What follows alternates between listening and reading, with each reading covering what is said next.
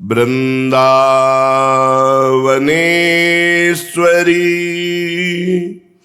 तवैव पदारविन्दम् प्रेमामृतैकमकरन्द रसौघपूर्णम्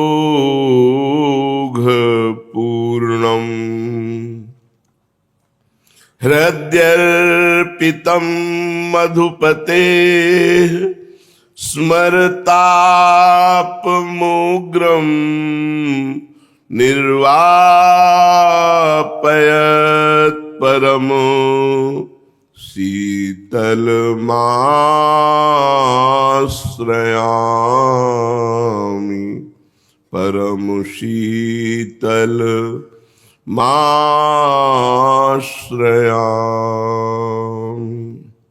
परम सच्चिदानंद घन प्रेमानंद स्वरूप नवनिभृत निकुंज महामहिम परम पावन श्री वृंदावन धाम, श्री वृंदावन धाम के लाडिले युगल सरकार प्राणाराध्य प्राण प्रिय श्री श्यामा श्यामजू, समस्त सहचरी वृंद, खग मृग पशु पंछी तरुलता श्री यमुना रस रानी रज रानी, समस्त ब्रजवासी परिकर के चरणों में कोटिशाह प्रणाम, कोटिशाह नमन नमस्कार। प्रसंग चल रहा है महाप्रभु गौरांग देव 5 वर्ष के हो चुके हैं। विश्वरूप जी बड़े भ्राता 16 वर्ष के हो चुके हैं।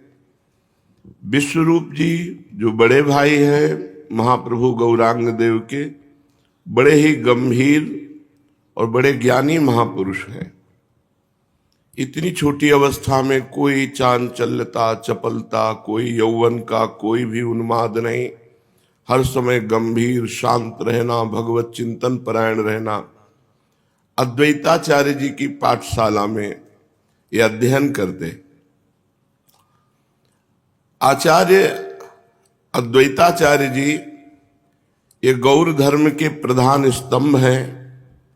गौर लीलाओं के जो प्रथम प्रवर्तक, प्रबंधक और संयोजक समझे जाते हैं। अद्वैताचार्य जी वयोवृद्ध हैं अवस्था में, विद्यावृद्ध हैं, बुद्धि वृद्ध अर्थात ज्ञान वृद्ध है। पर बालक गौरांग की पदरज को अपने मस्तक पर सर्वोत्तम लेपन बनाया। जिन्होंने गौरांग देव से पहले अवतीर्ण होकर गौर लीला के अनुकूल वायुमंडल बनाया, उत्तम से उत्तम रंगमंच तैयार किया, उस पर गौरांग को प्रधान अभिनयकर्ता बनाकर भक्तों के साथ भांति भांति की लीलाएं कराई और गौरांग महाप्रभु के अंतर्ध्यान होने पर अपनी संपूर्ण लीलाओं का संवरण करके आप भी तिरोहित हो गए। श्री अद्वैताचार्य के पूर्वज सिलहट जिले में लाउड़ परगने के अंतर्गत नवग्राम नाम के एक छोटे से ग्राम में रहते थे। हम पहले ही बता चुके हैं कि उस समय भारत में बहुत से छोटे छोटे राज्य थे जिनमें प्रायः स्वतंत्र ही नरपति शासन करते थे। लाउड़ भी एक छोटी सी रियासत थी। उन दिनों उस रियासत के शासनकर्ता महाराज दिव्य सिंह जी थे। महाराज दिव्य सिंह जी परम धार्मिक और गुणग्राही थे। उनकी सभा में पंडितों का बहुत सम्मान होता था। अद्वैताचार्य के पूज्य पिता पंडित कुबेर तर्क पंचानन महाराज की सभा के राज पंडित थे। तर्क पंचानन महाशय न्याय के अद्वितीय विद्वान थे, जो अद्वैताचार्य जी के पिता थे। उनकी विद्वत्ता की चारों ओर ख्याति थी। विद्वान होने के साथ ही साथ वे धनवान भी थे, किंतु एक ही दुख था कि उनके कोई संतान नहीं थी। इसी कारण वे तथा उनकी धर्मपत्नी लाभा देवी सदा चिंतित बनी रहती थी। लाभा देवी के गर्भ से बहुत से बच्चे हुए, पर असमय में ही इस असार संसार को त्याग कर परलोकगामी हुए। इसी कारण तर्क पंचानन महाशय अपने पुराने गांव को छोड़कर नवद्वीप के इस पार शांतिपुर में आकर रहने लगे। यहीं पर लावादेवी के गर्भ रहा और यथा समय पर पुत्र हुआ। पुत्र का नाम रखा गया कमलाक्ष। यही कमलाक्ष आगे चलकर महाप्रभु अद्वैताचार्य के नाम से प्रसिद्ध हुए। अद्वैताचार्य जी बच्चापन से ही विनयी, चतुर, मेधावी और भगवत परायण थे। उन दिनों बंगाल में शाक्त धर्म और वाम मार्ग का बोलबाला था। देवी उपासना और वैदिक मार्ग के विरुद्ध आचरण करने वाली उपासना। धर्म के नाम पर लाखों मूक प्राणियों का वध किया जाता। अद्वैताचार्य जी इन कृत्यों को देखते और मन ही मन दुखी होते कि भगवान इन सबको सद्बुद्धि दे। कब इन लोगों का ज्ञान दूर होगा? किसी भी प्राणी की हिंसा करने से कहीं कल्याण होता है? इन लोगों की बुद्धि मारी गई है। भगवान कृपा करें, ये जो धर्म के नाम से प्राणियों की हिंसा करते, इनकी बड़ी दुर्गति होती है। निर्भीक बाल्यापन से अद्वैताचार्य जी थे। जिस बात को सत्य समझ लेते उसे किसी के भी सामने कहने में नहीं चूकते, फिर चाहे वो कितना ही बड़ा आदमी क्यों न हो। एक बार की बात है कि राज्य की ओर से काली देवी की विशेष पूजा के उपलक्ष्य में एक बड़ा भारी उत्सव मनाया गया। इस समारोह में अभी बालक ही थे अद्वैताचार्य जी। उन्होंने देखा काली माई की भेंट के लिए सैकड़ों बकरे और भैंसों का बलिदान किया गया है। दूर दूर से काली माई के कीर्तन के लिए सुप्रसिद्ध कीर्तनकार बुलाए गए हैं। अद्वैताचार्य जी भी काली मंडप में बिना काली माई को प्रणाम किए जाकर बैठ गए। प्रणाम भी नहीं किया कि क्या ऐसी माई जो अपने बच्चों को खाती है और प्रसन्न होती है। तो महाराज दिव्य सिंह जी भी वहां बैठे हुए थे, जो इनके पिताजी को बहुत मानते थे। उनको बड़ा आश्चर्य हुआ कि इतने सभ्य परिवार का बालक इष्ट देवी को प्रणाम किए बिना बैठ गया। अपनी राजसभा के एक सुप्रतिष्ठित पंडित का पुत्र, अधार्मिक व्यवहार, वो क्षुब्ध हो गए और कहने लगे, अद्वैताचार्य तुम देवी को बिना प्रणाम किए कैसे बैठ गए? इस पर अद्वैताचार्य जी रोष के साथ कड़क कर बोले, देवी है तो जगत जननी है, और जगत जननी है तो समस्त संतानें उसकी हैं। जो माता अपने पुत्रों को खाती वो माता नहीं, राक्षसी है। मैं ऐसी माता को प्रणाम नहीं करता। कुपुत्रो जायते कुछ दप कुमाता न होती। पुत्र कुपुत्र हो सकता है, लेकिन माता को माता नहीं हो सकती। एक सच्चिदानंद भगवान ही पूजनीय और वंदनीय है। मैं इस हिंसा का विरोध करता हूं। मैं नहीं प्रणाम करूंगा इस देवी को। भगवान के प्रणाम करने से सबका प्रणाम हो जाता है। जो अपने पुत्रों को खाती मरवाती है, हिंसा करवाती है, मैं ऐसी देवी को प्रणाम नहीं करता।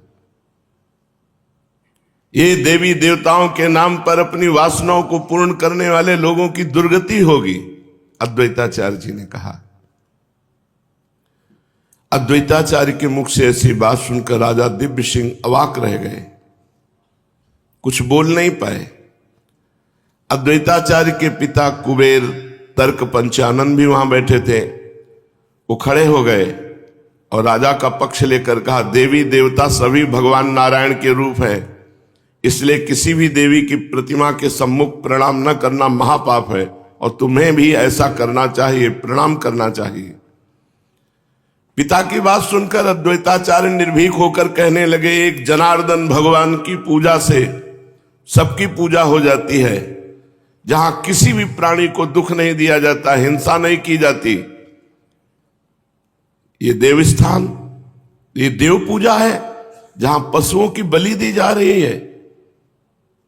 मैं नहीं प्रणाम करता। अद्वैताचार्य जी बालक थे, पर बड़ी निर्भीक गर्जना के साथ, तो उनके पिता भी और राजा भी आश्चर्यचकित हो गए। महाराज ने इनकी बुद्धि की प्रशंसा की। इस प्रकार अल्पावस्था में अपनी निर्भीकता, दयालुता, वैष्णव परायणता का परिचय दिया अद्वैताचार्य जी ने। जब अद्वैताचार्य की अवस्था 12-13 वर्ष की हुई, तब पिता के समीप पढ़ने से इनकी तृप्ति नहीं हुई। उन दिनों इनके पिता लाउड में ही रहते थे। विद्याध्ययन के निमित्त शांतिपुर चले गए। समाचार मिलने पर इनके माता पिता भी इनके साथ शांतिपुर आ गए। यहां पर रहकर इन्होंने वेद, वेदांग, नव्य न्याय की विशेष शिक्षा प्राप्त की। थोड़ी ही दिनों में अद्वैताचार्य जी एक नामी पंडित गिने जाने लगे।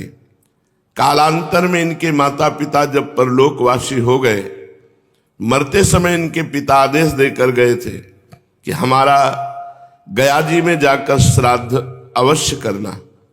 पिता की अंतिम आज्ञा का पालन करने के निमित्त, उनकी परलोक गमन आत्मा की शांति के निमित्त अद्वैताचार्य जी ने श्री गया धाम की यात्रा की और वहां पर श्री गदाधर भगवान के चरण चिन्हों का दर्शन करके शास्त्रोक्त विधि के अनुसार पितृ श्राद्ध आदि सभी कृत्य बड़ी श्रद्धा के साथ कराए।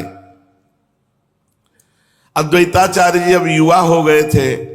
भक्ति का अंकुर उनके हृदय में जन्म से ही था।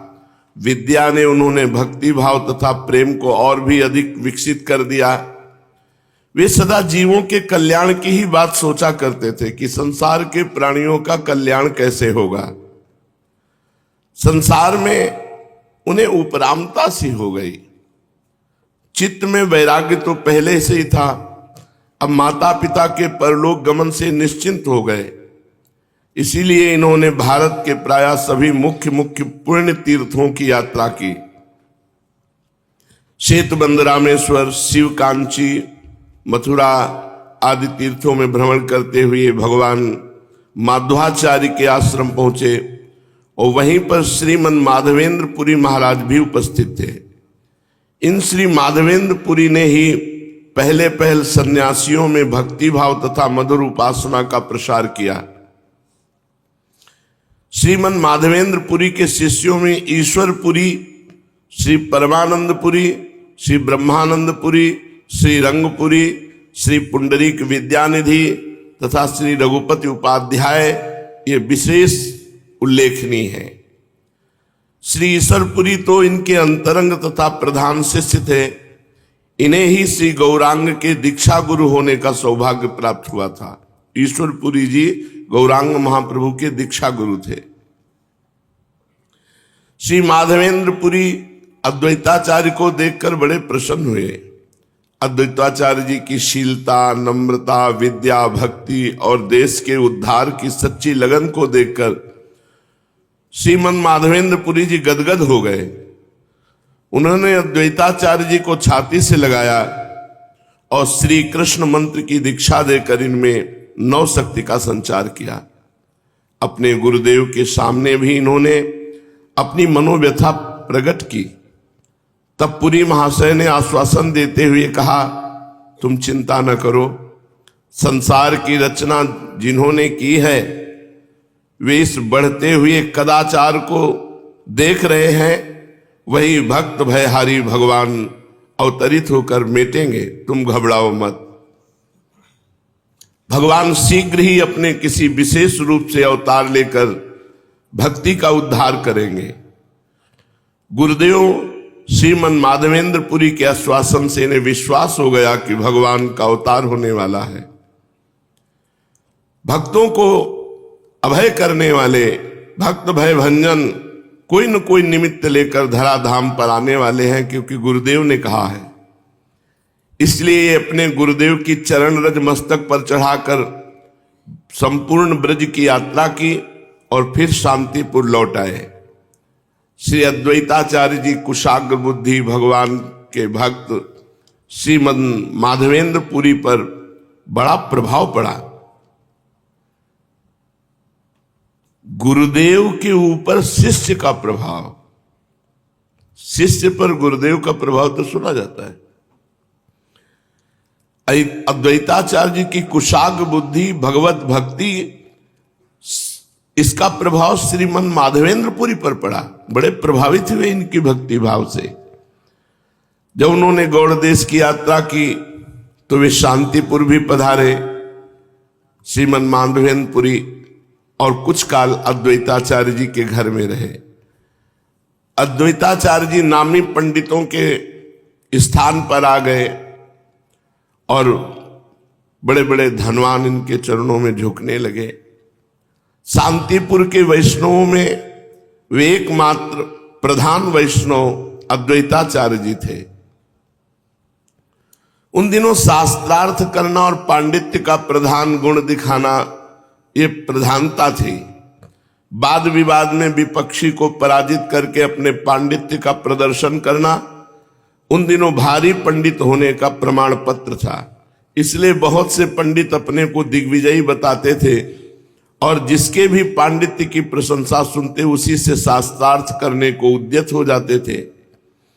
अद्वैताचार्य की ख्यात सुनकर भी एक दिग्विजयी तर्क पंचानन महाशय इनसे शास्त्रार्थ करने आए, पर अद्वैताचार्य की तो भागवतिक बुद्धि थी, एक क्षण में परास्त हो गए और इनके शिष्य बन गए। इसलिए अद्वैताचार्य की और भी पहले से अधिक ख्याति हो गई। इनके पिता के आश्रयदाता महाराज दिव्य सिंह जी भी इनकी प्रशंसा सुनकर इनके दर्शनों के लिए आए और उन्होंने इनका भक्ति भावपूर्ण पांडित्य देखकर अपने सफेद बालों वाले सिर इनके चरणों पर रख दिए और गदगद कंठ से कहा, आपने अपने संपूर्ण कुल का उद्धार कर दिया, कृपा करके मुझे भी अपने चरणों की शरण दीजिए। बूढ़े राजा शाक्त होने पर भी इनके शिष्य बन गए और वैष्णव बन गए। वे बड़ी श्रद्धा रखते। अंत में उन्होंने राजकाज छोड़कर एकांत में अपना निवास स्थान बना लिया और कृष्ण कीर्तन करते करते शेष आयु का अंत किया। महाराज दिव्य सिंह अद्वैताचार्य जी की बाल लीलाओं का वो चिंतन करते थे। अद्वैताचार्य जी की बाल लीलाओं का गायन करते थे राजा दिव्य सिंह जी, और अद्वैताचार्य जी को गुरु बनाया। शाक्त होते हुए वैष्णव धर्म का पालन किया और अंत में भगवान को प्राप्त हुए। गुरुदेव श्री माधवेंद्रपुरी जी ने अद्वैताचार्य जी को कहा, तुम गृहस्थ बन जाओ। गुरुदेव की आज्ञा तुरंत सिरोधार्य करके इन्होंने नारायणपुर निवासी पंडित नरसिंह भादुड़ी की सीता और ठकुरानी नाम की 2 पुत्रियां थीं, उन दोनों से विवाह किया और सुखपूर्वक गृहस्थ धर्म का पालन करने लगे। ये बड़े ही उदार कोमल हृदय कृष्ण कथा प्रिय थे। भेदभाव या संकीर्णता को ये कृष्ण भक्ति में बाधक समझते थे। उन्हीं दिनों परम भक्त हरिदास जी भी इनके पास आया करते थे। ये मुसलमान कुल के थे हरिदास जी, किंतु बड़े होनहार महान भक्त थे। इसलिए आचार्य ने इनके आगामी भक्ति भाव को देखकर अपने पास रख लिया। ये अनाथ थे, इनका कोई माता पिता नहीं था हरिदास जी का। और व्याकरण, गीता, भागवत ये सब पढ़ाया हरिदास जी को। हरिदास जी यवन कुल के थे पर बड़े ही समझदार, और आचार्य को अपना माता पिता गुरु सब कुछ मानते। अपार श्रद्धा आचार्य चरणों में। आचार्य भी इन्हें पुत्र की तरह मानते और प्यार करते थे। हरिदास जी आचार्य के घर में ही भोजन करते थे। एक नामी पंडित होकर अद्वैताचार्य जी एक मुसलमान बालक को अपने घर में रखते हैं, इस बात से सभी पंडित तथा ब्राह्मण इनका विरोध करने लगे, किंतु इन्होंने उनकी कुछ भी परवाह न की। एक दिन किसी ब्राह्मण के यहाँ श्राद्ध के समय सबसे प्रथम आचार्य ने श्राद्धान्न हरिदास के ही हाथ में दिया। इसे कुपित होकर पंडितों ने बड़ा बुरा कहा। इन्होंने निर्भय होकर कह दिया कि हरिदास जी को भोजन कराने से करोड़ों ब्राह्मणों के भोजन कराने का फल मिलेगा। इनकी बात से सभी ब्राह्मण भौचक्के रह गए। इतने ज्ञान वृद्ध, वयोवृद्ध और ऐसी बातें। अच्छा, अद्वैताचार्य जी केवल कोरे पंडित ही नहीं थे, क्रियावान भक्त और विचारवान थे। शास्त्रों के पठन पाठन, सदा हरि कीर्तन, भगवत भक्ति इसमें परायण रहते थे। उन दिनों अधिकांश पंडित पुस्तकों के कीड़े तथा शुष्क वाद विवाद करने वाले ही थे। शास्त्रों के अनुसार क्रियाएं करना तो वे जानते ही न थे। शास्त्रों में ऐसे पंडितों को मूढ़ कहा गया है। शास्त्रण्याधीत्यापि भवन्ति मूर्खा यस्तु क्रियावान पुरुषः स विद्वान सुचिंतितम चौषध मातुराणाम न नाम मात्रेण करोत्य रोगम। शास्त्र पढ़ने पर भी यदि उसके अनुसार आचरण न करे तो मनुष्य मूर्ख ही है। जैसे कैसे भी बढ़िया से बढ़िया औषध को मन से सोच लो, जब तक उसे घोट पीस कर व्यवहार में न लाओगे तब तक रोग नहीं जा सकता। इसी प्रकार शास्त्र कंठस्थ है, पर आचरण अगर शास्त्र के अनुसार नहीं तो सब बेकार। उन दिनों पंडित भी ऐसे ही अधिक थे कि शास्त्र कंठस्थ है पर आचरण नहीं। अद्वैताचार्य की उनसे नहीं पटती थी, इसलिए अद्वैताचार्य जी ने एक अपनी नई पाठशाला खोल ली। उसमें दिन भर तो शास्त्रों को पढ़ाते थे और रात्रि में हरिदास जी आदि अंतरंग भक्तों के साथ कृष्ण कीर्तन करते थे। इनकी पाठशाला में विशेषकर भक्ति शास्त्रों की ही चर्चा होती, इसलिए आस्तिक और भगवत परायण भक्ति से युक्त पंडितगण इनके प्रति बड़ी ही श्रद्धा रखते थे। कहते हैं एक बार पंडित जगन्नाथ मिश्र के घर जाकर इन्होंने उन्हें पुत्रवान होने का आशीर्वाद दिया था। तभी विश्व रूप का जन्म हुआ और निबाई जब गर्भ में थे तब सची देवी ने एक बार इनके चरणों में भक्ति भाव से प्रणाम किया तो इन्होंने आशीर्वाद दिया, इस गर्भ से तुम्हारे अवतारी पुत्र उत्पन्न होगा। इस प्रकार सभी धार्मिक लोग बहुत सम्मान करते अद्वैताचार्य जी का। पंडित जगन्नाथ मिश्र से इनका बहुत अधिक स्नेह था। विश्व रूप को जगन्नाथ जी ने अद्वैताचार्य जी के हाथों में सौंप दिया था। अब विश्व रूप जी जो गौरांग महाप्रभु के बड़े भाई थे, बड़े मेधावी, गंभीर, होनहार, बड़े मनोयोग से अद्वैताचार्य जी उन्हें शास्त्रों के रहस्य को पढ़ाते। विश्वरूप एक बार जिस श्लोक को पढ़ लेते दोबारा उन्हें पूछने की आवश्यकता नहीं होती। बड़ी असाधारण बुद्धि। और आचार्य अद्वैताचार्य की पाठशाला में प्रायः ऐसे ही विद्यार्थी पढ़ते। भक्तित्व और सद्ज्ञान वर्धनकारी ये पाठशाला थी अद्वैताचार्य जी की। केवल जीविका चलाने के लिए नहीं, पाठशाला में भक्ति तत्व को बहुत गहराई से समझाते। और विश्वरूप जी की नवीन अवस्था, पवित्र बुद्धि तो एकदम डूब गए। उनके मन में सब प्रश्न आने लगा कि संसार जब सत्य नहीं तो इसमें जाएं क्यों? जब यहां कुछ सत्य नहीं तो क्यों इसमें हम फंसे? अब इनकी बड़ी विलक्षण स्थिति हो गई। इस असार संसार को सत्य मानकर जो रमण कर रहे हैं, बड़ा झूठा खेल है। भगवत पाद पद्मों से पृथक होकर प्राणी प्रारब्ध कर्मानुसार असंख्य योनियों में भ्रमण करता हुआ मनुष्य योनि में जब आता है तो एक यही योनि है जिससे वो अपने सत स्वरूप को पुनः प्राप्त कर सकता है। मनुष्य योनि ही कर्म योनि है, शेष सभी भोग योनियां हैं। मनुष्य ही कर्म के द्वारा निष्कर्म आवागमन से मुक्त हो सकता है। जीव अपनी वासनाओं के द्वारा ऐसे कर्म करता है कि बार बार जन्म, बार बार मरण। यदि कर्म वासना क्षय हो जाए तो परावर भगवान का साक्षात्कार हो जाए। भगवान के दर्शन होने से तीन बातें होती हैं। हृदय में जो अज्ञान की ग्रंथि पड़ी है, जिसके कारण हम संसार के भोगों को, संसार को सत्य समझ बैठे हैं, वो ग्रंथि खुल जाती है। दूसरी बात, अज्ञान संशय के द्वारा उत्पन्न होता है। भगवत साक्षात्कार होने पर संशय का विनाश हो जाता है। तीसरी बात, जन्म मृत्यु ये कर्म बंधन से होते हैं। भगवान का साक्षात्कार होते ही कर्म बंधन नष्ट हो जाता है, तो संसार चक्र से मुक्त हो जाता है। 3 बातें होती हैं।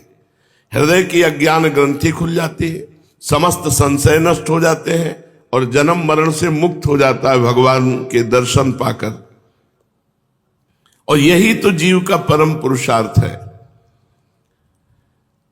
त्याग धर्म सृष्टि के आदि में सबसे प्रथम उत्पन्न हुआ। सभी प्राणियों का मुख्य और प्रधान उद्देश्य कल्याण के लिए त्याग है। ये संसारी पुरुषों का इस त्याग से कोई संबंध नहीं रहता, इन्होंने त्याग को ही त्याग दिया है। भगवान ने भी कहा त्यागात् शान्तिरनन्तरम्, त्याग से तत्काल शांति प्राप्त होती है। सृष्टि के आदि में त्याग क्यों? क्योंकि सृष्टि में सबसे पहले त्यागी पैदा हुए। सनक, सनंदन, सनातन, सनत कुमार, ये चारों महात्यागी दिगंबर रहते हैं। 5 वर्ष की अवस्था और हर समय आत्मलाभ से परिपूर्ण हरिशरणम हरिशरणम ऐसा उच्चारण करते रहते हैं। फिर भगवान के वामन, कपिल, दत्तात्रेय, ऋषभदेव आदि बहुत से अवतारों ने त्याग का ही उपदेश किया है। त्याग ही साधना है, इसीलिए मनुष्य को साधक कहा गया है।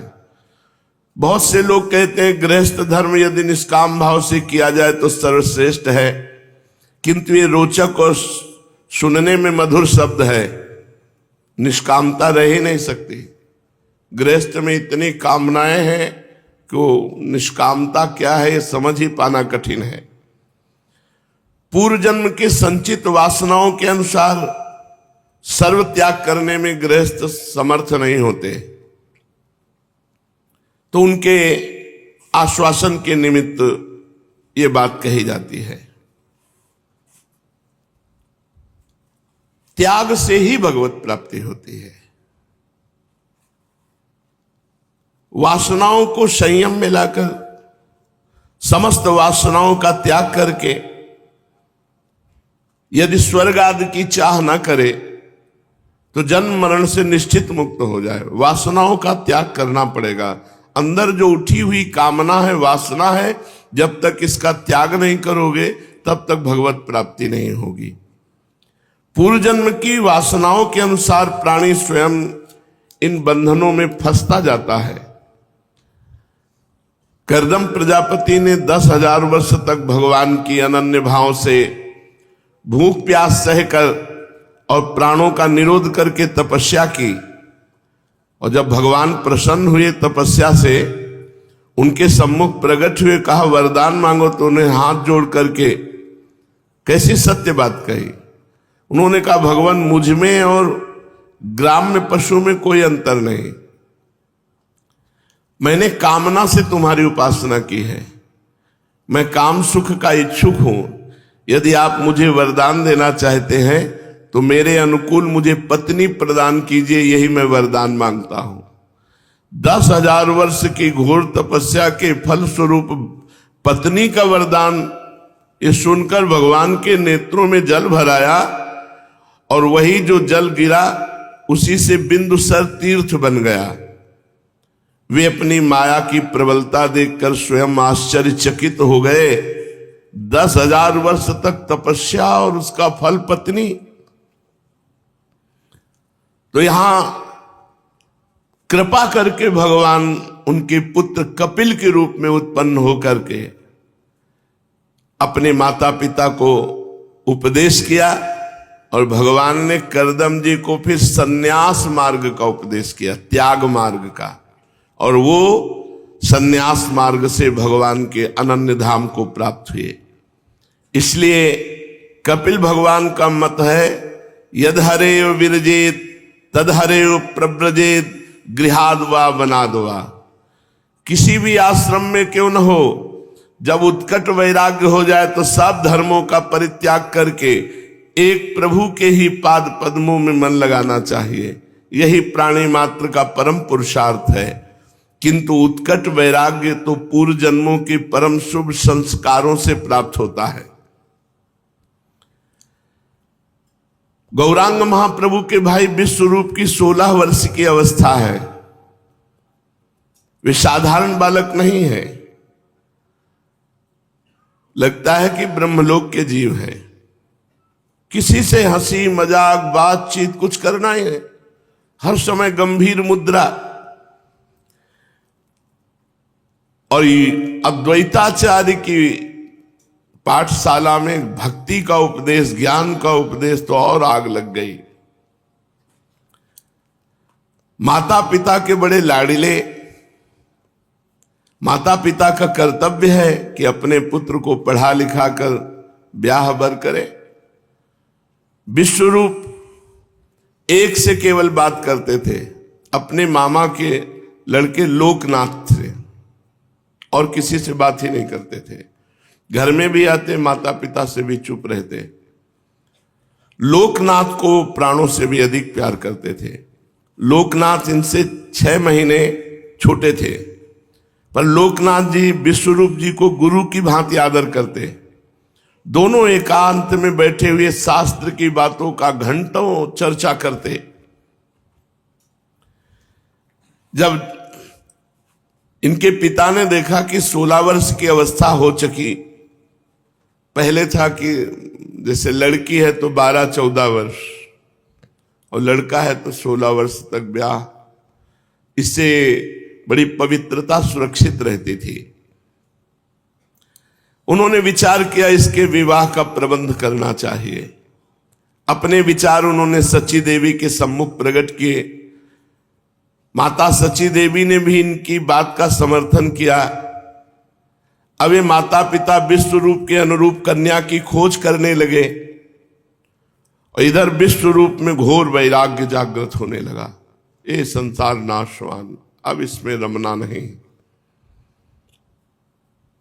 वैसे 15-16 वर्ष की अवस्था में एक उन्माद आता है जवानी का, लेकिन ये तो बिल्कुल अलग। चित्त प्यारे के मिलन के लिए इनका तड़प रहा था, एक मीठी मीठी वेदना इनके हृदय में था कि मैं भगवान के लिए सर्वस्व न्यौछावर करके कष्ट पूर्वक भजन करूं। और माता पिता के मन में चल रहा है कि अनुरूप दुल्हन ला करके ब्याह करूं। और इसलिए विशेष तत्परता की कि बहुत गंभीर रहता, कहीं वैराग्य का मार्ग ना ले ले। इसलिए सची माता से सलाह करके जगन्नाथ मिश्र ने तय किया कि अगर ब्याह हो जाएगा तो मन फिर पत्नी में लग जाएगा। बहुत से फंस जाते हैं, पर जो भगवान के निज जन होते हैं उनको न कंचन फंसा सकता है, न कामिनी और न कीर्ति। जब कान में ये बात पड़ी विश्वरूप जी के कि विवाह तय हो रहा है, विवाह की बात हो रही, तब वो एकदम जैसे सो के कोई जगाओ, नहीं, मुझे भगवान की प्राप्ति करनी, मुझे विवाह नहीं करना। बार बार सोचने लगे, क्या विवाह करके सांसारिक सुख भोगने से मुझे परम शांति मिलेगी? क्या मैं गृहस्थी बनकर इस जन्म मरण के चक्र से मुक्त हो जाऊंगा? क्या मुझे माता पिता और भाइयों के बीच अपने प्रेम को सीमित बनाकर संसारी बने रहना चाहिए? अब उनके विचार बढ़ गए, नहीं, मुझे संन्यास लेना चाहिए। एक दिन लोकनाथ ने एकांत में से पूछा, भैया क्या कारण है, तुम अब बहुत गंभीर रहते हो, अब तो बातचीत भी नहीं करते। उनकी बात टालते हुए कहा, नहीं नहीं, कुछ नहीं, ऐसा कुछ नहीं है, बस वही शास्त्रों की बातें सोचता रहता हूं, कोई विशेष बात नहीं। तो उन्होंने कहा, आप बतावें या ना बतावें, मैं सब जानता हूं। जब से आपके विवाह की बात आई है तब से आपके भाव और गंभीर हो गए हैं। आप विवाह के बंधन में क्या फंसना नहीं चाहते? क्या सर्वस्व त्याग करना चाहते हैं? किंतु मैं आपके चरणों में यही प्रार्थना करता हूं कि अगर त्याग भी करना तो मेरा मत करना, मुझे बताना, मैं आपके साथ भाग चलूंगा। यही मेरी अंतिम प्रार्थना है। विश्वरूप ने गाढ़ आलिंगन करते हुए कहा, भैया तुम कैसी बात कर रहे हो, ऐसा कुछ नहीं है, ऐसा कुछ होगा तो तुम्हारी सम्मति जरूर लेंगे।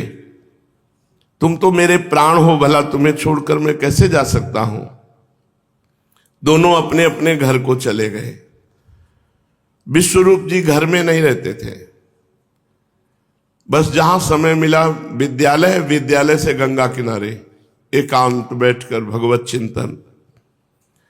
अद्वैताचार्य जी की पाठशाला में शास्त्रों की गंभीर चर्चा और गंगा जी के किनारे भगवत चिंतन। आग नहीं लगेगी तो और क्या होगा?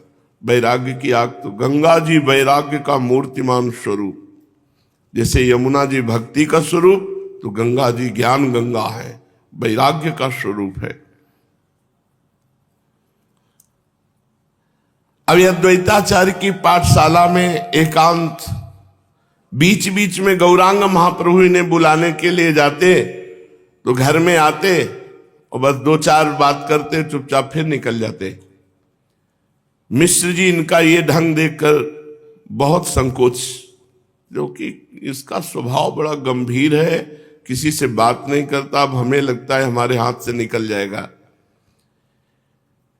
पर सोचते अगर कुछ भी मैं इनके ऊपर, तो इनकी पढ़ाई में विघ्न न पड़ जाए। धीरे धीरे विश्वरूप जी का वैराग्य दिन प्रतिदिन अधिकाधिक बढ़ने लगा। उन्होंने अपनी ज्ञान दृष्टि से देखा, ये माता, ये पिता, ये भाई, मित्र असल में है क्या? विचार करते करते लगा ये सब माया का नाटक है, छोड़ो। ये विचार ही वैराग्य प्रदान करते हैं और यहीं से विचार होता है। ये माता, ये पिता, ये भाई, ये बंधु, ये सब मरेंगे, कोई अपना नहीं, तो कोई तो अपना होना चाहिए, वो है भगवान। मन भागा भगवान की तरफ। उन्होंने निश्चय कर लिया कि माता पिता भाई अपने प्रारब्ध के अनुसार जो जैसा होगा वैसा भोगेंगे, मुझे इनसे संबंध नहीं रखना। प्रतीत होने लगा उनको कि ये सब बंधे हुए जीव है, मुझे संग नहीं करना, भागो। ये माता पिता का बंधन है। अनेक भांति समझाने की कोशिश की कि मैं धैर्यपूर्वक रहूं, पर धैर्य कहां, आग लग गई।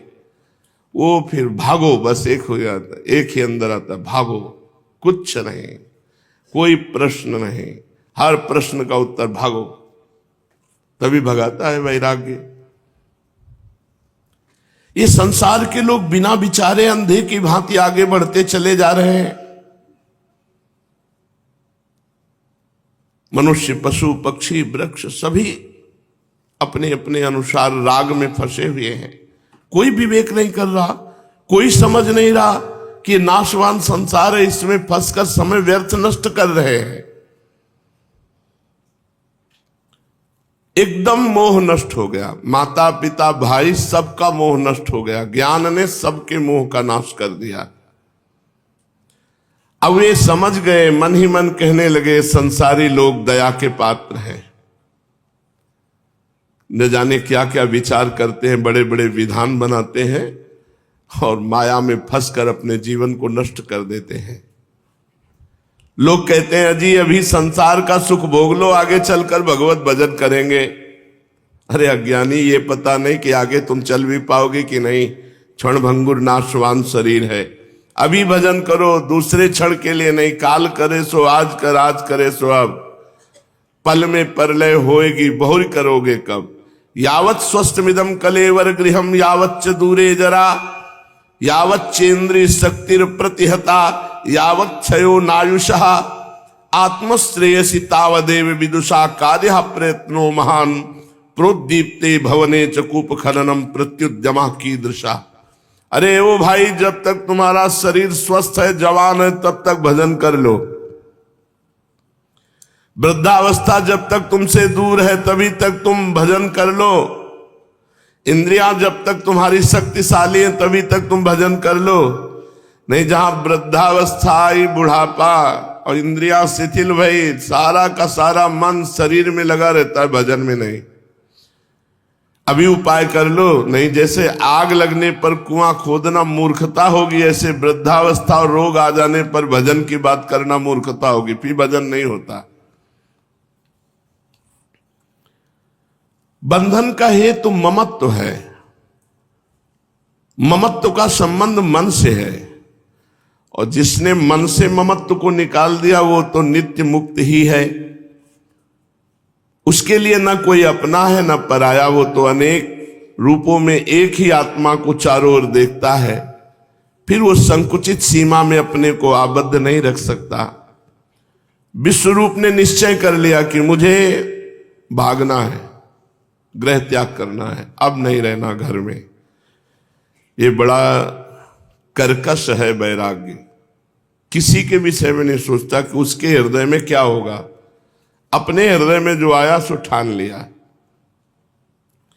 जहां पर माता पिता ही मुझे अपना समझते हैं, जहां नित्य प्रति भांति भांति के संसारी प्रलोभनों के आने की संभावना है, ऐसी जगह मुझे अधिक ठहरना नहीं चाहिए। विवाह की बातचीत होने पर तो आग लग गई वैराग्य को। अब नहीं, अगर अब रुके तो फंस जाओगे। ऐसा निश्चय कर लेने पर एक दिन इन्होंने अपनी माता को एक पुस्तक देते हुए कहा, मां ये पुस्तक निमाई के लिए है, जब ये बड़ा हो तो इस पुस्तक को उसे दे देना, भूल मत जाना। माता ने सरलता के साथ उत्तर दिया, तू कहीं जा रहा है क्या? मैं भूल जाऊं तो तू अपने हाथ से दे देना, कोई तू जा रहा है कहीं? तू भी तो अब पंडित बन गया है, निमाई तुझसे ही पढ़ा करेगा। विश्वरूप जी अपने मानसिक भाव को छिपाते हुए कहा, हाँ ठीक है, मैं राह तो दे ही दूंगा, किंतु तू भी इस बात को ध्यान रखना। भूली भाली माता को क्या पता कि मेरा विश्वरूप अब 2-4 दिन का मेहमान है। 2-4 दिन के बाद इसकी मनमोहिनी सूरत हम लोगों को कभी देखने को न मिल सकेगी। माता अपने काम धंधे में लग गई। जाड़े का समय है, खूब कड़ाके का जाड़ा पड़ रहा है। सभी प्राणी जाड़े के मारे गुड़ी मुड़ी रात्रि में सो रहे हैं। चारों ओर शांति ही शांति, कहीं भी कोलाहल नहीं सुनाई पड़ रहा, सर्वत्र स्तब्धता छाई है। ऐसे समय विश्वरूप जी जाग रहे हैं। जब संसार सो रहा है तो वो जग रहे हैं। बस उहापोह, एक बार घर वालों की तरफ दृष्टि जाती है, फिर एक तरफ भगवान की तरफ दृष्टि जाती है। ये ऐसा ही होता है। बड़ा बल देते हैं भगवान, बड़ा बल देते हैं। देखो उस अवस्था में क्या कोई बलवान हो सकता है? 13 वर्ष की अवस्था या 16 वर्ष की अवस्था, ये तो बड़ी कोमल अवस्थाएं होती, माता पिता के अधीन अवस्थाएं होती। ये हुआ वो महीनों चला था, एकदम हुआ बस अब कल भागना है। सुबह माता जी से कहा कल बाबा जी बन जाएंगे। 3 बजे भगे थे, तड़के 3 बजे। गांव में 3 बजे आधी रात समझो, वहां कोई बिजली हो तो होता नहीं। 3 बजे घर से। कितना महान बल उस परमात्मा ने दिया था कि वह अकेला बालक, ना कहीं कोई स्थान का पता है, ना कोई साथी है, ना खाने पीने की व्यवस्था है। और ऐसे ही देखा कि माँ वो सो रही, बहनें वो सो रही है, भाई हो, पिता हो, सबको नमस्कार करके भाग पड़े घर से। ये वैराग्य बड़ा कठोर है। ये किसी की तरफ नहीं देखता, किसी के आंसुओं की परवाह नहीं करता। एक बार दृष्टि डाली पूरे परिवार की ओर विश्वरूप जी ने। मां, छोटे भाई गौरांग महाप्रभु, बूढ़े पिता, माता सो रही है, निमाई पास में आंखें बंद किए शयन कर रहे हैं। दूसरी ओर वयोवृद्ध उनके पिता रजाई ओढ़े खाट पर सो रहे हैं। विश्वरूप जी ने खूब ध्यान से पिता की ओर देखा। सिर के बाल पके हुए, मुंह पर झुर्रियां पड़ी हुई, हमेशा गृहस्थी की चिंता करते करते उसका स्वभाव चिंतामय बन गया। सोते समय भी ऐसा लगता है मानो गहरी चिंता में डूबे हुए हैं। और निर्धन वृद्ध के चेहरे की ओर देखकर एक बार तो उन्होंने सोचा कि मैं ही कमाने वाला जवान अब तैयार हो रहा था, क्या मुझे रुकना चाहिए इनके लिए? मन में आया, क्या इनके लिए रुकना चाहिए? वृद्ध पिता, वृद्ध माता, छोटा भाई, कोई है नहीं कमाने वाला। एक बार मन विचलित हुआ। उनके मन में आया कि पिता वृद्ध है, आजीविका का कोई निश्चित प्रबंध नहीं, और निमाई अभी निरा बालक है, घर का काम कैसे चलेगा। किंतु थोड़ी देर बाद फिर सोचा, अरे क्या सोच रहा है, विश्व की रचना करने वाला भगवान सृष्टि का, चराचर जगत का जैसे पालन करता है वैसे इनका भी पालन करेगा। सभी के भरण पोषण का पहले से ही प्रबंध परमात्मा ने कर दिया है। उसको कर्ता ना मानकर मैं अपने में कर्तापन का आरोप क्यों कर रहा हूं। वृत्ति तो सबकी वही चलाता है, जीविका तो भगवान ही चलाता है, मनुष्य तो निमित्त मात्र है, विश्वम्बर भगवान सबका पालन करता है। मुझे अपने सत्संकल्प से विचलित नहीं होना चाहिए। बस चल दिए। सोती हुई माता को मन ही मन प्रणाम किया, छोटे भाई को, निमाई को एक बार प्रेम पूर्वक देखा और निकल पड़े घर से। कितना आनंद होता है उस समय जब निकलता है कोई वैराग्य पूर्वक। संसार के किसी दुख से पीड़ित होकर घर छोड़ना एक अलग बात है, भगवान के लिए ऐसे जैसे जन्म जन्म की जेल तोड़ करके कोई भाग रहा हो, ऐसे ही। एक छोटी सी पीतल की लोटा था और एक चटाई थी और एक गीता, छोटी गुटका गीता का। वह भाग पड़े जैसे घर से कैसे भगवान मिलेंगे। वो प्रणाम करने योग्य भाव होता है उस समय जब कोई अपने संपूर्ण प्रियजनों का त्याग करके भगवान के लिए चलता है। निकल पड़े घर से। पहले से बता दिया था लोकनाथ जी से, तो गंगा किनारे मिले, दोनों एक दूसरे को देखे और प्रसन्न हुए। उन्हें अब यह चिंता हुई कि रात्रि में गंगा पार किस प्रकार कर सकते हैं। बहुत ठंडी का समय था, प्रातः काल होने वाला था, तो कहीं शीघ्र प्रातः काल में कोई गंगा स्नान करने ना आ जाए और हमें कहीं पहचान न ले, इसलिए गंगा पार जाना ही चाहिए इसी समय। और नाव मिलना असंभव था। दोनों ही युवक निर्भीक, जीवन का मोह तो उन्हें था ही नहीं। मनुष्य इस जीवन की रक्षा के लिए साहस के काम करने से डरा करता है, और जिसने जीवन की उपेक्षा कर दी है, जिसने अपने शीश को उतार कर हथेली पर रख लिया है, वो डरा नहीं करता।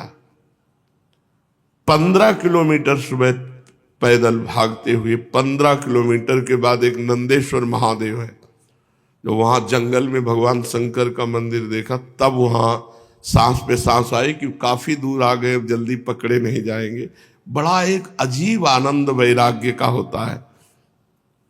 असंभव शब्द वैरागियों के कोष में नहीं होता। जो शरीर संसार से वैराग्य ले, असंभव नहीं।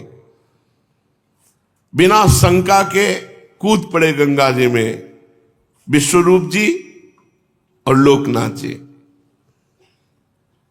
मानो इस संसार की दावाग्नि से निकलकर जगत जननी मां गंगा की सुशीतल गोद में शांति के लिए सदा प्रवेश कर गए। तैरना जानते ही है, जिस पास में नदी होती तो तैरना बच्चे सीख जाते हैं। ये तो गंगा जी थी, युवक थे, तैरने में प्रवीण थे, सामान कुछ पास था नहीं, इसलिए तैर करके निर्विघ्न गंगा पार हो गए। ठंडी के समय गंगा जी तो वैसे ही शीतल, शरीर के सभी वस्त्र भीग गए, लेकिन कौन ध्यान देता है। न ठंडी, न गर्मी, न भूख, न प्यास, बलिहारी है उस वैराग्य की। निर्विघ्न गंगा पार हो गए। ये गर्मी सर्दी तभी तक व्याप्ति है जब तक शरीर में ममत्व होता है, और जब भगवान में ममत्व होता है तो शरीर की परवाह नहीं रहती। विश्वरूप निर्द्वंद हो चुके थे, गीले ही वस्त्र पहने आगे बढ़े। इसके पश्चात विश्वरूप जी का क्या हुआ, कोई वृत्तांत नहीं, बस यहीं तक का वृत्तांत है। क्या हुआ इसका कोई वृत्तांत नहीं। इसके बाद बिल्कुल अलग, गुप्त, और अपने जीवन को भगवान में अर्पित करके पूर्ण कर दिया। इतना जरूर पता चला था कि ये अरण्य नामक सन्यासी से सन्यास ग्रहण किया और सन्यास का नाम हुआ शंकरारण्य। लोकनाथ जी के द्वारा पता चला था और लोकनाथ ने इनसे सन्यास लिया, विश्वरूप जी से। बड़ा निष्ठा का भाव था, इसीलिए पता चल पाया कि वो सन्यास ले लिए थे।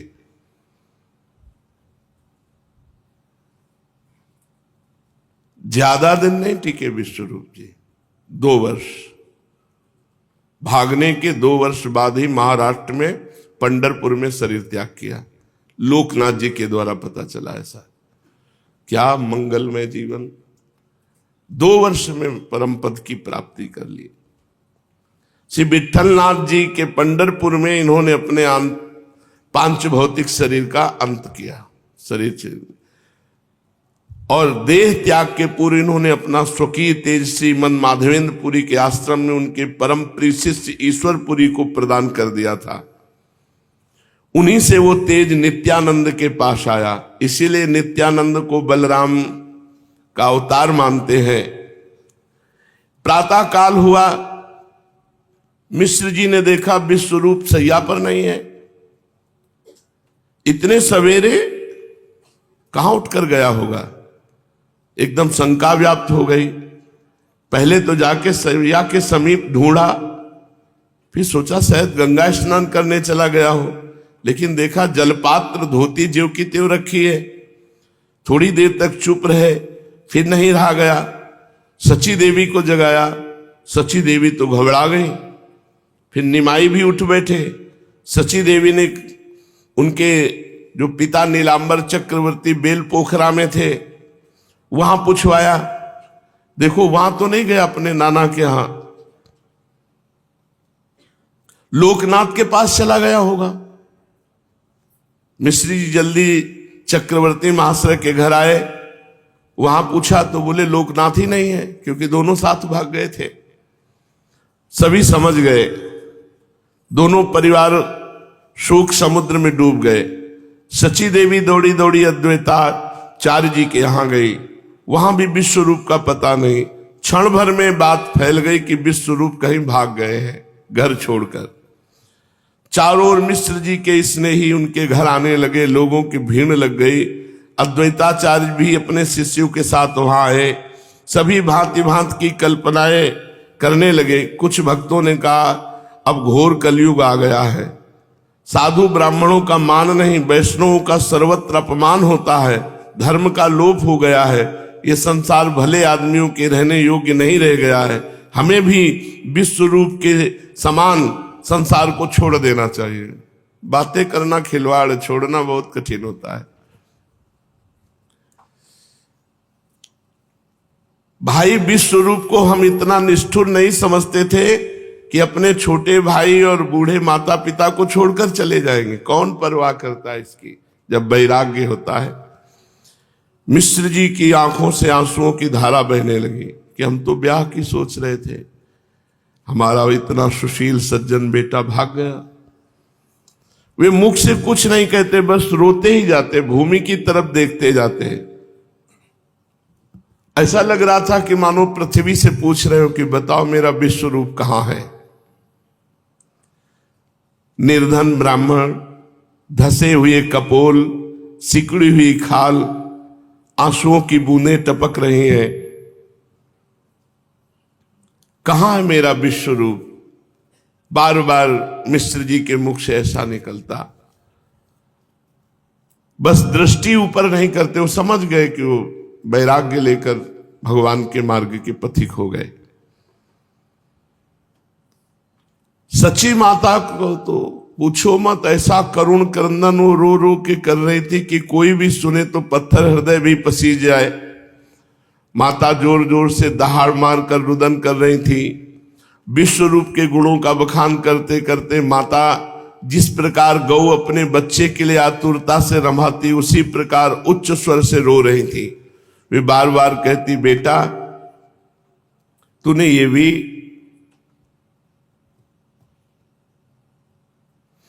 नहीं सोचा कि मेरी अवस्था वृद्ध है, मुझ अधजली को छोड़कर चले गए। ये उसी का हृदय जानता है जिसके हृदय में ऐसा आघात पहुंचता है। तुमने मेरा या अपने वृद्ध पिता का कोई ख्याल नहीं किया।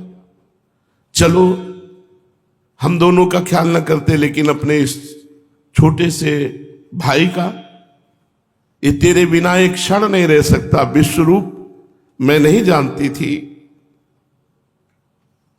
कि तू इतना निर्दयी बन जाएगा। ये वैराग्य है, किसी के आंसुओं की परवाह नहीं करता। जब भगवान का निर्णय हो जाता है कि मुझे भगवान के मार्ग में चलना है, तो एक हृदय में कठोरता आ जाती, किसी के आंसुओं का कोई प्रभाव नहीं।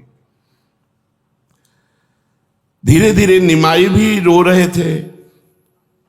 माता तो रोते रोते बेहोश हो गई। भ्रातृ वियोग का स्मरण करके माता पिता को दुखी देखकर निमाई भी मूर्छित हो गए। संपूर्ण घर में कोलाहल मचा हुआ है। आसपास की स्त्रियां वहां आकर के निमाई को संभाल रही, कोई सची माता के मुख में जल डालकर उन्हें सचेत कर रही, सची माता को समझा रहे अब रोने से क्या होगा, धैर्य धारण करो, तुम्हारे पुत्र ने कोई बुरा काम तो किया नहीं, तुम्हारी सैकड़ों पीढ़ियों को उसने तार दिया। धन्य है ऐसे महापुरुष जिनके गर्भ से प्रकट हो। भगवान के प्रति सर्वस्व त्याग और वैराग्य पूर्वक जीवन, ये तो अहोभाग्य। ये तो संसार में कहाँ है, तो भगवान ही विशेष कृपा जब करते हैं तब ऐसे संतान, ऐसे पुत्र होते हैं। अब देखो, तुम निमाई को देखकर धैर्य धारण करो। ये पता नहीं कि उनसे ज्यादा तो ये निकलेंगे। देखो, भक्तों के माता पिता को कितना रोना पड़ता है।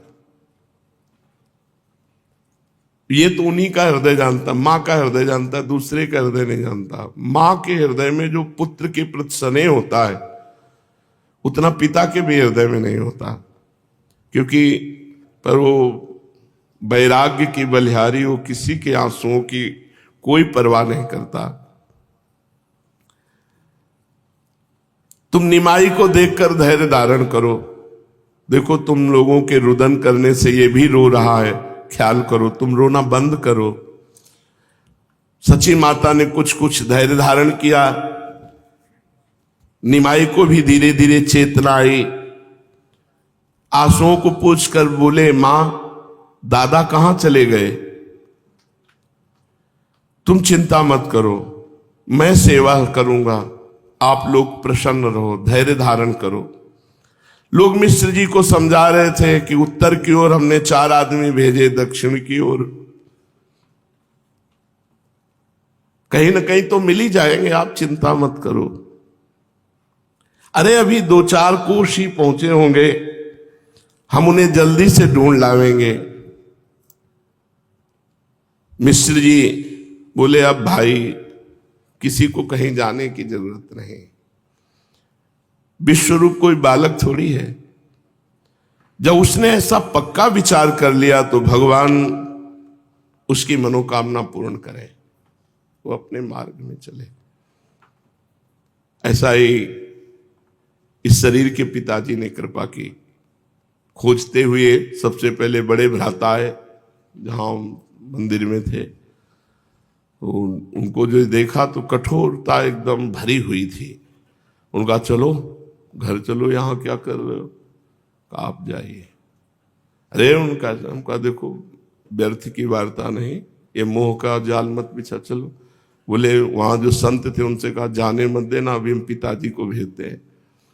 पिताजी बहुत कट्टर स्वभाव के से थे।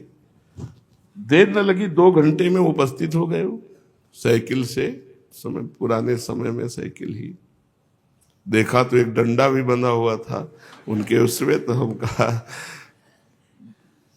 कि पिटाई होगी। ये तो पक्का 100% था कि पिटाई होगी, क्योंकि पिताजी का नाम शंभू पाणे, तो शंभू माने भगवान शंकर का स्वरूप थे। ऐसे चरणों में कोटिशाह प्रणाम है। ऐसा तपस्वी जीवन, ऐसा त्यागमय जीवन गृहस्थी में तो मुश्किल ही किसी का मिलेगा। बिना जूता चप्पल पहने हल जोतना और बिना सिले कपड़े पहनने घर में, घर गृहस्थी में रहना, कभी 1 रुपया पास नहीं रखा। बड़ा त्याग वैराग्य में जीवन। उन्हीं का ऐसा फल है कि सब पूरा परिवार बाबा जी बना, भगवान का भजन कर रहा है। आए, खड़े हो। मन में सोचा तो मार चाहे डाले, खड़े नहीं होंगे, क्यों खड़े होंगे तो ले जाएंगे। जब कई बार उन्होंने कहा तो आंख खुली एकदम, खड़े हो। पहली बार भगवान की कृपा से उनके आंखों में प्यार देखा। नहीं, प्यार नहीं हो तो रुद्र रूप थे। हमसे 1 बीता लंबे होंगे और इतनी ही लाठी साथ में रखते, पहलवान स्वरूप एकदम, परम धार्मिक, धर्म का स्वरूप थे वो। कभी कभी एकांत में जब उनकी धार्मिकता का चिंतन होता है तो लगता है ऐसे तो सदियों में कोई गृहस्थ होते होंगे। कभी बेईमानी का शब्द नहीं, एक अन्न का दाना दूसरे का घर में नहीं आ सकता। कोई घर का बच्चा किसी भी तरह धर्म भ्रष्ट वार्ता भी नहीं कर सकता। और भोजन तो ऐसा कि संत महात्मा आते कहते ऐसा सात्विक भोजन तो हमने पाया ही नहीं। कभी मसाला शब्द बाजार का नहीं था। हल्दी, धनिया, नमक, जीरा और किसानी में जो पैदा होता वही शुद्ध भोजन, शुद्ध वातावरण। खड़े हो, खड़े हो गए। क्या कर रहे हो? उनका भजन करेंगे। क्यों भागे? क्यों? कोई परेशानी नहीं। तो उस समय तो हम रोने लगे तो उनका रोते क्यों हो? तो उनका आपसे सच्ची कहते हैं, अब चाहे मार डालो घर नहीं जाएंगे और हम भगवान को प्राप्त।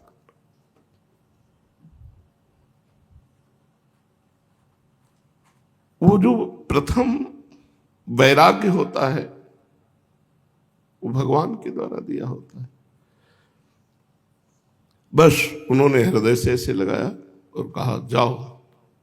वो राम राम देते थे, वह राम राम राम ऐसे छाती से लगा। हम तुम्हारे मार्ग में बाधा नहीं करेंगे, जाओ। लेकिन ऐसे नहीं, शास्त्रीय पद्धति से चलो। एक आशीर्वाद दिया, कहा अगर तुम धर्म से चलोगे तो ऊषर में भी बैठोगे तो तुम्हारे ऊपर फूलों की वर्षा होगी।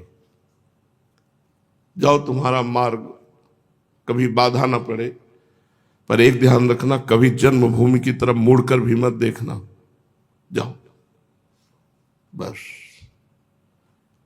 वो संत थे, कुछ वर्ष वृंदावन भी रहे हैं। वो आशीर्वाद उनका, कभी सतमार्ग में उन्होंने बाधा नहीं पहुंची। और उनके आशीर्वाद से कभी हमको एक बार भी स्मरण नहीं हुआ कि हमें घर जाना है। बहुत कष्ट सह लिया, बहुत भूखे रह गए, एक बार तो चलते हैं, 2-4 दिन रुकते हैं, फिर भागते हैं वहां से। कभी ऐसा नहीं। जिस दिन से भागे उस दिन से कभी अपने जन्मभूमि की रसोई का भोजन नहीं पाया होगा, कभी जन्मभूमि में शयन नहीं किया होगा, दोबारा कभी जन्मभूमि में जब से गंगा के तट पर उतरे वैराग्य पूर्वक, फिर कभी नहीं। तो ये माता पिता का जो अंदर का हृदय होता है वो भले मोह युक्त हो जाए, लेकिन जब उनको वास्तविक पता होता है कि भगवान का मार्ग कैसा, तो वो आशीर्वाद ही देते हैं, जाओ भगवान के मार्ग में आगे बढ़ो, अगर वो धर्म का ज्ञान रखते हैं। तो यहां भी मिश्र जी ने यही कहा कि भगवान उसके मार्ग को निष्कंटक रखे। वो कोई बालक नहीं है, जब विवेक पूर्वक चला है। बस समस्या ये होती कि अपने लोग चलते वैराग्य से हैं और फंस जाते राग में हैं। कोई महापुरुष बिरला होता है जो वैराग्य से चला और वैसे ही राग उसका नष्ट होते हुए वो परमात्मा को प्राप्त हो जाए। पिता के ऐसे साहसपूर्ण वचनों को सुनकर सभी को बड़ा आनंद हुआ। सभी इसी संबंध की बातें करते हुए घर लौट आए।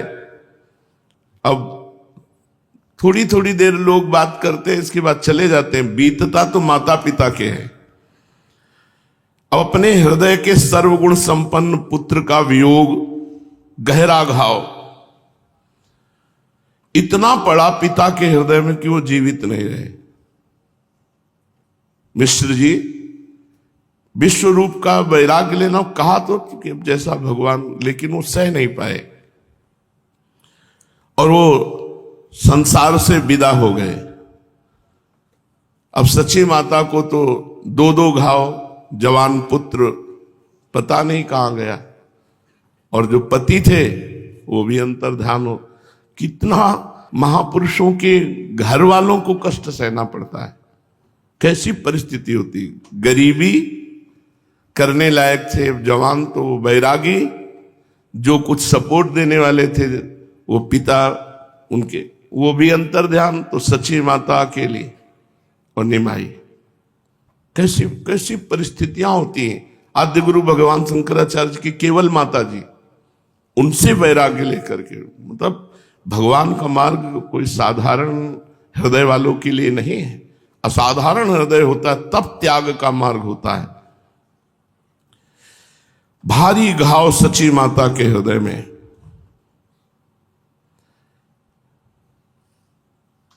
गृहस्थी में कोई बिरले ऐसे होते हैं जो गरीब हो और धर्म में चलते हो। अब कोई आय का साधन नहीं रह गया। विश्वरूप सन्यासी जगन्नाथ जी पधार गए, सची माता और निमाई।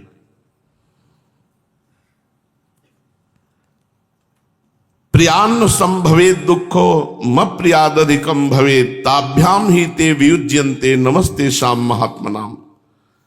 जो सत्य मार्ग पर चलने वाले होते हैं वो कभी प्रिय की प्राप्ति में सुख का अनुभव नहीं करते और अप्रियता में दुख का अनुभव नहीं करते। अब पुत्र स्नेह में संसार में कितनी विलक्षणता है। माता पिता का ममत्व पराकाष्ठा पर पहुंच जाता है। उस समय कर्तव्य के ज्ञान को खो बैठते हैं। बड़े बड़े पंडित भी, ज्ञानी भी पुत्र स्नेह के कारण अपने कर्तव्य से च्युत हो जाते हैं। अरे बहुत बड़ा ये मोह का बंधन कोई छोटा बंधन है। सयमसी में जब गुरु जी के पास थे तो जब से भगे थे, तो पहली बार जब माता जी आई तो लगा कि अब इन माता जी से बढ़कर हमें कहीं प्यार नहीं था। बस अब जितना अम्मा कहते थे बस इस शब्द से प्यार था। और माता जी से ही वैराग्य हुआ कि जब ये मर जाएंगे तो हम जिएंगे कैसे। तब लगा एकमात्र भगवान है। अब जब सुना कि माता जी आ रहे हैं तो घबरा गए, भागकर पहले मंदिर में गए और भगवान से प्रार्थना की कि मुझे बल देना कि मैं माता जी से बात कर लूं, क्योंकि आंसुओं से बात नहीं होती। जब माता जी आंसुओं से बात करेंगी तो पत्थर थोड़ी हृदय, तो एकदम भगवान ने बल दिया। बहुत एकदम जैसे बन ठन के बैठा जाए, ऐसे ये बोलना है, ऐसे ऐसे सोचना है, एकदम बैठ गए। जो ये आई सो साष्टांग दंडवत। तो उनका तो स्वभाव और माँ का सबका ऐसा होता है, गले लिपट कर रोना, बैठिए बैठिए, बहुत गंभीर उस समय उनका बैठिए। तो उनका देखो हमको कोई उपदेश तो देना नहीं। माता जी के पहले शब्द थे, क्योंकि पंडित के घर जन्मे थे तो पता था, सब उनको पता है। उनका देखो पहले हमें उपदेश देना नहीं, हमारी बात सुन लो, फिर जो तुम कहोगे हम बात माने। हमको घर चलो, जीवन भर भजन करना जब तक हम जीवित रहें, इसके बाद तुम वैराग्य ले लेना। हमारे आंखों के सामने तुम भजन करते रहोगे ना, समय से भोजन हम देंगे, कोई काम नहीं, बस भजन करो। भगवान ने सामर्थ्य दी जिस बात से उनके मोह को मतलब काट करके, अरे पूरा जीवन हो गया, पूरा जीवन लड़ते हो गया। आप क्या समझते हो, अब भी क्या समझते हो, पूरे जीवन लड़ाई चल रही है। अब चल रही किडनी की लड़ाई, वो उठने नहीं दे रही, ये कष्ट वो कष्ट, पूरा जीवन कष्ट में। जब सामर्थ्य थी तो सेवा नहीं थी, जब सेवा है तो सामर्थ्य। बड़ा विचित्र भगवान का। मान लो इतनी सेवा दिए, दोनों किडनी ठीक होती तो सुबह शाम दोनों समय सत्संग चलता रहता। भगवान का जो भक्त होता है या भगवान का जो जन होता है उसे अग्नि परीक्षा दे के ही चलना होता है। ऐसा नहीं होता जो बैलेंस बना के चलो तब तो ठीक है, और जो हे कृष्ण मैं तुम्हें प्राप्त करना चाहता हूं तो फिर आरे पे चलाते हैं, चलो इस पे। बहुत कठिन भगवान के द्वारा निर्वाह हो सकता है। अच्छा, पुत्र चाहे मूर्ख हो चाहे विद्वान हो बहुत ही प्यारा होता है। जगन्नाथ मिश्र जी स्वयं अच्छे विद्वान कुलीन ब्राह्मण विद्या के महत्व को जानते थे। सर्वगुण संपन्न, हमारा तो बंद करने का मन नहीं होता अब ऐसे महापुरुषों के चरित्रों में। चलो, श्री राधा वल्लभ लाल की